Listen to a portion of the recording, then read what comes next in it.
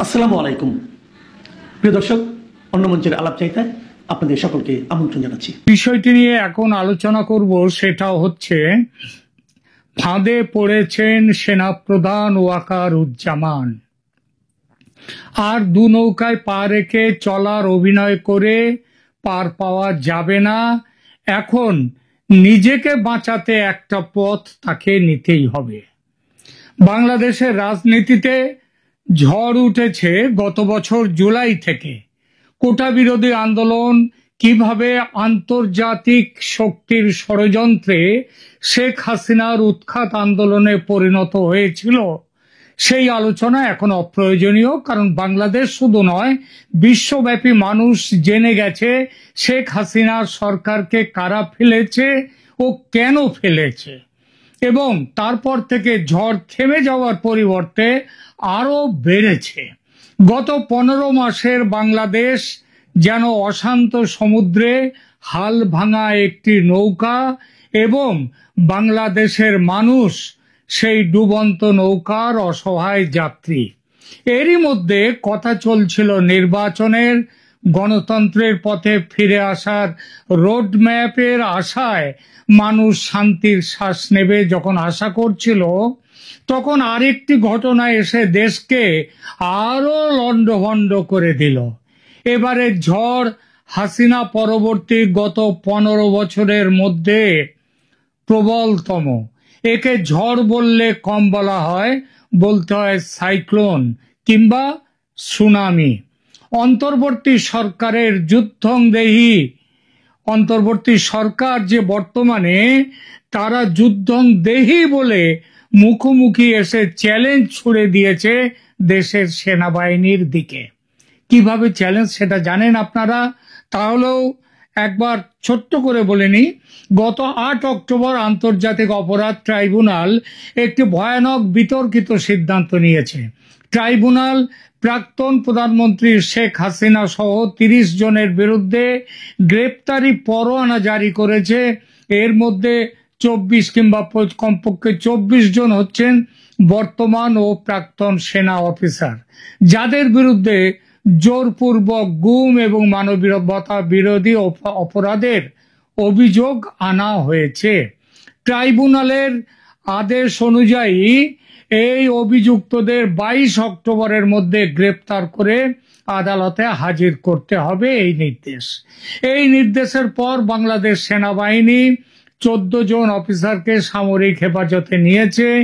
একজন অফিসার গোপনে দেশ ছেড়ে ভারতে পালিয়ে গেছেন বলে খবর পাওয়া যাচ্ছে, এবং প্রাপ্ত খবর অনুযায়ী 10 জন আগে থেকেই ভারতে আশ্রয় নিয়ে আছেন। এই গ্রেপ্তারি পরোয়ানার ফলে সেনাবাহিনীর মধ্যে গভীর বিভাজন তৈরি হয়েছে। 9 অক্টোবর অনুষ্ঠিত অফিসারদের সভায় দুটি পৃথক শিবির স্পষ্ট হয়ে উঠেছে। একদল ট্রাইব্যুনালের বিচার সম্পর্কিত সিদ্ধান্তের পক্ষে, অন্য দল বিপক্ষে। মেজর জেনারেল হাকিমুজ্জামান স্বীকার করেছেন যে এই গ্রেপ্তারি পরোয়ানা সেনাবাহিনীর মনোবলে প্রভাব ফেলেছে। তিনি বলেছেন, আমি অস্বীকার করতে পারি না যে সামরিক অফিসারদের বিরুদ্ধে গ্রেপ্তারি পরোয়ানা আমাদের প্রভাবিত করছে। এটা আমি অস্বীকার করতে পারি না, তবে আমরা ন্যায় বিচার নিশ্চিত করতে অবিচল থাকব। অর্থাৎ তাদের ঘা লাগলেও, তাদের উপরে আঘাত এলেও তিনি যে অপরাধ ট্রাইব্যুনালে বিচারের পক্ষে, সেটা কিন্তু তার এই কথা দিয়ে বুঝিয়ে দিলেন। এই ঘটনা প্রবাহ সেনাপ্রধান ওয়াকারুজ্জামান একটা অভূতপূর্ব চাপের মুখে যে পড়েছেন, সেটা বলা বাহুল্য। গত আগস্ট মাস থেকে তিনি চেষ্টা করে যাচ্ছেন যাতে সেনা অফিসারদের বিচার ট্রাইব্যুনালে না হয়ে সামরিক আদালতে হয়। তার জন্য এই ব্যাপারে তিনি আলাদা আলাদাভাবে কথা বলেছেন সুপ্রিম কোর্টের প্রধান বিচারপতি, সরকারের প্রধান উপদেষ্টা এবং দেশের রাষ্ট্রপতির সঙ্গে। তার চেষ্টা যে ব্যর্থ হয়েছে সেটা এখন স্পষ্ট। জেনারেল জামানের সেই চেষ্টা যে শুধু তার সহকর্মীদের বিপদ থেকে বাঁচাতে তা নয়, তিনি জানতেন জাল যেভাবে ফেলা হয়েছে এবং যেভাবে টানা হচ্ছে, তাতে তার মতো বড় মাছ ছাড়া পাবে না, ছাড়া পেতে পারে না। বিশেষত তিনি যখন শেখ হাসিনার মনোনীত সেনাপ্রধান, তার বিরুদ্ধে আরো অভিযোগ 5 আগস্টে তার বাহিনী আন্দোলনকারীদের ওপর গুলি চালাতে অস্বীকার করেছিল বটে, কিন্তু সেটা ওই 5 আগস্টের দিন। তার আগে 3 তারিখ 4 তারিখ তাদের জমায়েত, তাদের উপরে কিন্তু গুলি চলেছে এবং মানুষও মারা গেছে। সুতরাং পুলিশের মহানির্দেশকের বিরুদ্ধে যদি গুলি চালানোর অভিযোগে, মানুষ মারার অভিযোগে তার বিরুদ্ধে গ্রেপ্তারি পরোয়ানা জারি হতে পারে, তাহলে তাহলে সেনাপ্রধান ওয়াকারুজ্জামান ছাড়া পাবেন কি করে? এবং তার তো আরো অপরাধ আছে। সবচেয়ে বড় অপরাধ, প্রধানমন্ত্রীকে দেশ ছেড়ে ভারতে আশ্রয় নেওয়ার ঘটনায় তার ভূমিকা। তিনি পরবর্তী সময়ে, সেদিনই বিকালে তিনি ভান করেছিলেন যেন শেখ হাসিনার দেশ ছাড়ার বিষয়টি তিনি জানতেন না। কেন এই ভানটা করেছিলেন? কারণ তার ভয় ছিল যে এটা জানলে জামায়াত খুব রেগে যাবে। কারণ তিনি তো জামায়াতের সঙ্গেই ছিলেন, জামায়াতের সঙ্গেই আছেন। আর এটাও জানতেন যে জামায়াত তাদের নেতাদের মৃত্যুদণ্ডের বদলা নিতে হাসিনাকে হত্যা করবে। যেভাবে 15ই আগস্ট 1975 নিহত হয়েছিলেন শেখ মুজিবুর রহমান, সেভাবেই এখানে তার থেকেও আরো খারাপ ভাবে জনতার হাতে তাকে খণ্ড বিখণ্ড করা হবে, এইটাই ছিল প্ল্যান। সেটা যাতে না করতে পারে তার জন্য ওয়াকারুজ্জামান ভারতের সেনাপ্রধানের সঙ্গে কথা বলে ব্যবস্থা করেছিলেন হাসিনার ভারতে আশ্রয় নেয়ার ব্যাপারে। ওয়াকারুজ্জামান ভেবেছিলেন দেশে দ্রুত নির্বাচন হবে এবং তার জবাবদিহির প্রশ্ন উঠবে না, কারণ তিনি সেনাবাহিনীকে গুলি চালাতে নিষেধ করেছিলেন, বিরত রেখেছিলেন। এই জন্যে তিনি সাধুবাদ পাবেন, তার কোনো বিচার এই জন্য হবে না। সেই ভাবনা যে মহা ভুল, এখন বুঝছেন যে তার নামেও গ্রেপ্তারি পরোয়ানা জারি হওয়ার আশঙ্কা রয়েছে এবং এই গ্রেপ্তারি পরোয়ানা জারি হলে সেনাপ্রধানের পদ থেকে সরে যেতে তিনি বাধ্য হবেন অধ্যাদেশ অনুযায়ী। ফলে ওয়াকারুজ্জামানের ঘুম চলে গেছে, দু চোখে আর ঘুম নেই। এই পরিস্থিতিতে তিনি বুঝতে পেরেছেন যে পরোয়ানা আসতে চলেছে তার নামেও, এবং ট্রাইব্যুনালের চিফ প্রসিকিউটর তাজুল ইসলাম যেভাবে আটঘাট বেঁধে এগোচ্ছেন, তাতে ওয়াকারুজ্জামান ছাড়া আর দেরি করলে তার অবস্থান, ওয়াকারুজ্জামান জানেন যে দেরি করলে তার অবস্থান আরো দুর্বল হয়ে পড়বে। তাজুল ইসলাম যে এমন একটা দিকে যেতে পারেন সেটা বুঝতে পারছিলেন না ওয়াকারুজ্জামান, এমন নয়। এই জন্যই এই সরকারের বদলে নির্বাচিত সরকারের জন্য উতলা হয়ে উঠেছিলেন তিনি। কারণ এই সরকারে তো কোনো আইন কানুন নেই, যেভাবে সরকার চলছে এখানে তো আইনের শাসন নেই, সংবিধানের বিধান নেই। সুতরাং তিনি ভেবেছিলেন এই সরকার চলে গিয়ে যত তাড়াতাড়ি নির্বাচিত সরকার আসে ততই তিনি তার সুবিধা এবং তাকে কেউ প্রশ্ন করতে পারবে না।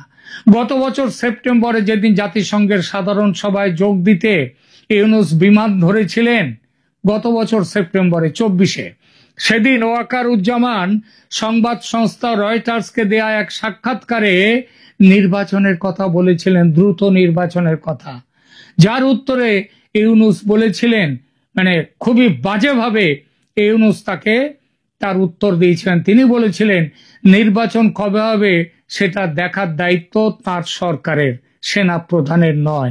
অর্থাৎ সেনা প্রধানের জায়গাটা তিনি কিন্তু আসল জায়গাটা সেদিনে তিনি নির্দিষ্ট করে দিয়েছিলেন। আবার এই গত মে মাসে জেনারেল জামান স্পষ্টভাবে জানিয়ে দিয়েছিলেন যে ডিসেম্বরের মধ্যে নির্বাচন অনুষ্ঠিত হতেই হবে। তিনি বলেছিলেন কেবল একটি নির্বাচিত সরকারই দেশের ভবিষ্যৎ নির্ধারণ করতে পারে। এই বক্তব্য তিনি দিয়েছিলেন হিউম্যান করিডোর, চট্টগ্রাম বন্দর, সেন্ট মার্টিনস আইল্যান্ড এগুলো আমেরিকার দখলে যাওয়ার প্রসঙ্গের উল্লেখ করে, যদিও আমেরিকার নাম তিনি সরাসরি করেননি। যদিও এই কথা বলার পরেই এই বক্তব্যের প্রতিক্রিয়ায় ইউনূস পদত্যাগের ইচ্ছাও প্রকাশ করেছিলেন, যদিও পরে তা প্রত্যাহার করেও নেন। তবে সেনাবাহিনীর সাথে ইউনূসের সম্পর্কের অবনতি স্পষ্ট হয়ে উঠেছে তারপর থেকে।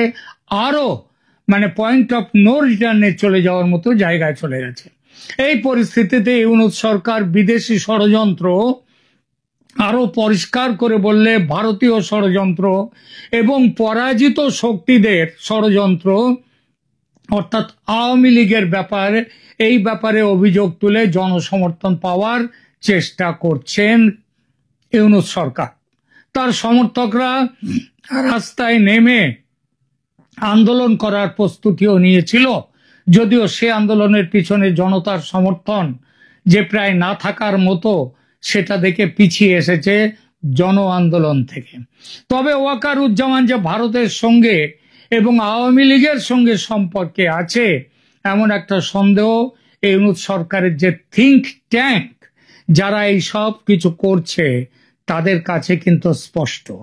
আরো বিপদের কথা, ওয়াকারুজ্জামানের পক্ষে যেটা আরো বিপদ সেটা হলো তার হিউম্যান করিডর, চট্টগ্রাম বন্দর, সেন্ট মার্টিনস আইল্যান্ড, এইসব নিয়ে তার যে অবস্থান, সেই অবস্থান আমেরিকাকে ভীষণভাবে ক্ষুব্ধ করে দিয়েছে, বলা যায় ক্রুদ্ধ করে দিয়েছে ওয়াকারুজ্জামানের উপর।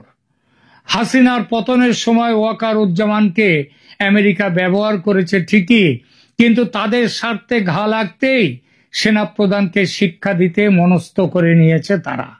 সেনাপ্রধানের রাশিয়া যাত্রা, চীন যাত্রাকে ভীষণ রকমের সন্দেহের চোখে দেখেছে আমেরিকা মুখে যাই বলুক, নিজেদের স্বার্থের জন্য দ্রুত নির্বাচন এবং আওয়ামী লীগকে নিয়ে নির্বাচন চায় না। ভেবেছিল বিএনপিকে ক্ষমতায় এনে তারা তাদের স্বার্থ রক্ষা করবে, কিন্তু বিএনপির যাতে বর্তমান যে অবস্থা তাতে বিএনপি ক্ষমতায় আসতে পারবে না, বরং জামায়াতের ক্ষমতায় আসার সম্ভাবনা এবং ইনক্লুসিভ ইলেকশন হলে, ফ্রি অ্যান্ড ফেয়ার ইলেকশন হলে আওয়ামী লীগ পর্যন্ত ক্ষমতায় আসতে পারে, এবং সেটা হলে আমেরিকার প্ল্যান ভেস্তে যাবে। গুম কমিশনের রিপোর্টেই এবারের এই হুলস্থুল বেঁধেছে। এরপর নভেম্বরে আসছে বিডিআর বিদ্রোহ তদন্ত কমিশনের রিপোর্ট, এবং সেই কমিশনের চেয়ারম্যান ফজলুর রহমান, তিনি প্রাক্তন সেনাকর্তা, তিনি ভয়ঙ্করভাবে ভারত বিরোধী এবং আওয়ামী লীগ বিরোধী। তিনি বলাই যায় তার কমিশনের রিপোর্ট তৈরি আছে, যে কোনো দিন দিলেই হলো, এবং সেখানে ভারত বিরোধিতা থাকবে, আওয়ামী লীগ বিরোধিতা থাকবে। তখন আর এক দফা সুনামি আসবে, সেখানে টার্গেট পয়েন্টে থাকবে ভারত। সেটা এলে ফেব্রুয়ারির নির্বাচন, এবং সেই নির্বাচনে ভারতের চাপে আওয়ামী লীগের অংশগ্রহণের সম্ভাবনা থাকবে না। তার আগেই ওয়াকারুজ্জামান হটে যাবেন, তার পথ থেকে হটে যেতে হবে। এজন্য যুদ্ধ বিগ্রহ কিচ্ছু করার দরকার নেই, দরকার শুধু ট্রাইব্যুনালের পক্ষ থেকে একটি পরোয়ানা জারি করা ওয়াকারুজ্জামানের, সেনাপ্রধানের নামে। এই পরিস্থিতিতে কি করার আছে সেনাপ্রধান ওয়াকারুজ্জামানের? তা কি আর অপেক্ষা করার সুযোগ আছে, যেটা তিনি ভাবছিলেন এতদিন পর্যন্ত, যে নির্বাচন হলে সব ঠিক হয়ে যাবে, তাকে আর কেউ কিচ্ছু ধরতেও পারবে না, তিনি তার শপথে থাকবেন? সেই সুযোগটা আর নেই। তিনি এখন জানছেন যে তার নিজের নামেও গ্রেপ্তারি পরোয়ানা আসতে পারে যে কোনো মুহূর্তে। সেনাবাহিনীর মধ্যে বিভাজন বাড়ছে, যত দেরি করবেন তত তার কমান্ড দুর্বল হবে। ইউনূস সরকার এবং জাতীয় জামায়াত এনসিপি ক্রমশ শক্তিশালী হবে এবং নির্বাচন বাতিল হয়ে যাবে। সুতরাং সেনা অ্যাকশনে নামতেই হবে ওয়াকারুজ্জামানকে, আর সেটা নামতে হবে তার নিজের নামে ট্রাইব্যুনালের পরোয়ানা জারি হওয়ার আগেই। বিভিন্ন সূত্র থেকে জানতে পেরেছেন তিনি যে 150 জন সেনা অফিসারের নাম গ্রেপ্তারের তালিকায় রয়েছে, যার মধ্যে থাকতে পারে তার নিজের নামটিও। এখন না থাকলেও খুব শিগগির চলে আসবে, তার নাম আসতেই হবে। নভেম্বরের বিডিআর বিদ্রোহ তদন্ত কমিশনের রিপোর্ট প্রকাশের আগে যদি তিনি কোনো ব্যবস্থা না নেন, তাহলে আর তার হাতে সময় থাকবে না। এমতো অবস্থায় জেনারেল জামান দ্বিধা কাটিয়ে সরকারের বিরুদ্ধে অবস্থান নিয়েছেন বলে বিভিন্ন সূত্রের খবর। কেউ কেউ মনে করছেন যে 22শে অক্টোবর পর্যন্ত তিনি সময় নেবেন, কারণ হাতে 11 দিন সময় আছে। ওই দিন সেনা অফিসারদের গ্রেপ্তার করে আদালতে তোলার কথা। ওই দিন কি হয় আদালতে সেটা দেখে পরবর্তী করণীয় কি সেই সিদ্ধান্ত নেবেন ওয়াকারুজ্জামান। মানে তিনি এখনো তার আশা আছে না, ওই যে আশায় বাজে চাষা, তো উনি তো এখনো সেই আশায় আছেন। কিন্তু অনেক বিশ্লেষক মনে করেন যে সেনাবাহিনী আর অপেক্ষা করবে না এবং ওয়াকারুজ্জামানও আর অপেক্ষা করবেন না, কারণ যত দেরি হবে ওয়াকারুজ্জামানের অবস্থান তত দুর্বল হবে। এই মুহূর্তে সেনাবাহিনীর মধ্যে তার নিজের গোষ্ঠীর সঙ্গে আওয়ামী লীগপন্থী ও ভারতপন্থীদের পাবেন তিনি, দেরি করলে সেটা নাও পেতে পারেন।